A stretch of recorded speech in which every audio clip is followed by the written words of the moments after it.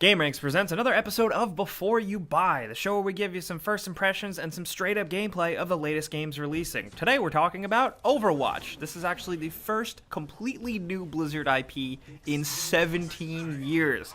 I know that sounds crazy, but think about it. So for those of you that don't know, Overwatch is a 6-on-6 first-person shooter arena character shooter game with a very fun, light, cartoony, Pixar-like style. Many people are comparing it as kind of like a spiritual successor to Team Fortress 2, and however you want to describe it, let's talk about how it feels. How is it? Well, I'll tell you in 3 words, it's fun, chaotic, and polished. So the matches are 6-on-6 with 21 different heroes to choose from. There's 12 different maps and a handful of different modes. I think Escort is my favorite game type, but there's also Standard Attack and Defend and King of the Hill style modes. And what I do really like here is that the maps are tied to specific game modes and are built and designed around being able to host those modes. It just makes everything feel so good and cohesive. The game mode actually really works with the map. And I know that doesn't sound like much, but when you experience it playing in the game, it all just feels so smooth. As for progression, because you need progression in basically every video game now, there's no level cap, so you can just grind through and continue to feel rewarded forever. When you reach milestones, you're rewarded with loot boxes in which you can open up to unlock skins, voices, poses, sprays, icons, and stuff like that. It's all really surface level, non-game changing stuff, but I think to some people it will still feel substantial enough. There will be people who will have a ton of fun grinding to get the ultimate skin for one of their favorite characters. I think it's also worth mentioning you guys need to know that the loot boxes can actually be paid for and bought with real money, which might seem kind of off-putting because this is a full-priced game, but thankfully it's not very in your face and can be completely ignored, and most importantly, it's just all fluff. There's no pay-to-win here at all. This is just a fast, crazy, chaotic game, and it really works at its best when everybody knows their role. They know how to play their character, and they know how to work with other players. But on the flip side, it can also still be simple enough that if you just want to hop into a first-person shooter game and blow stuff away, you can get that too. And it really is so much fun because each character has completely different spins on everything, not only just with their abilities and their weapons, but also how they travel through the map. The play and feel of it all is great because of the maps, because they're designed, and some of them feel a little bit too large, but 90% of them are just right, and they're designed for every player to navigate through differently with a bunch of verticality. So there's always going to be great areas for snipers, tanks to hold position, turrets to be set up, not to mention the fact that each map is just an exotic location with its own vibe, feel, and distinct music. I don't know, it's just really cool. I get excited every time a new map loads up. I know that sounds silly, but hey, that's what this game does. I've seen playing and learning all the heroes being described as like getting drunk on all the heroes, and I think that's a really apt description. Playing and grinding and enjoying and discovering all the little intricacies of each character really gives the game the depth that it surely needs. You learn by playing. For example, you'll learn to stay away from Roadhog because he can pull you in close and fuck you up, but then you can also switch on the fly to Torbjorn, you know, the little dwarvy mechanic type of guy with his close-range shotgun that can just completely take care of that and counteract Roadhog. Even playing as a healer like Mercy is surprisingly fun,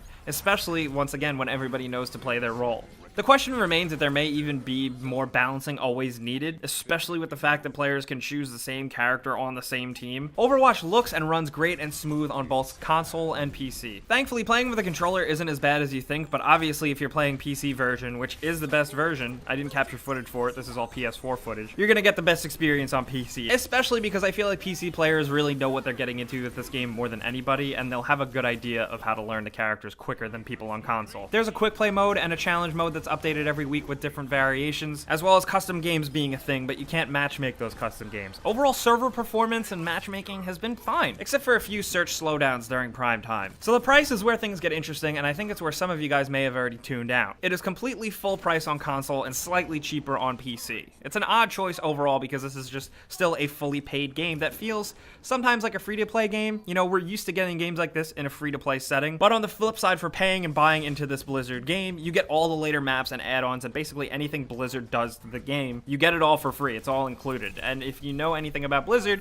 you know that they support their games for a long-ass time. Like I did say in the beginning of the review, this is the first new Blizzard IP in 17 years. Still though, will that be enough? I'm not really sure. The real question here, and I think ultimately that's going to be one that you're going to have to figure out for yourself, is the lasting appeal. If you're a casual first-person shooter fan, you're going to have a lot of fun here, but are you going to play it forever? Probably not. That being said, if you do play a lot of these style games on PC, and maybe you were a big fan of Team Fortress 2, I can totally recommend this game. I think ultimately the lasting appeal is just how fun it is. While I've seen a lot of people comparing that the content is close to something like Battlefront, you know, with like the lack of single player and etc., but just how fun the core formula actually is what makes Overwatch a stronger game. That's why people are falling in love with it. That's why you see people already drawing fan art of the characters and playing the game obsessively, just because it is a well-tuned game that is well made, and it's just light and fun and enjoyable and just likable all around. So if you are the type of person that looks for a single player experience, or maybe you're just not too into the competitive scene, I'd say maybe right now Overwatch isn't for you. But on the other hand, if you fall on the other side of things and you love multiplayer shooters, especially on PC, I can totally recommend Overwatch. I know this is like a tired phrase of mine, but Overwatch isn't for everyone. But if it's for you, you're gonna really love it.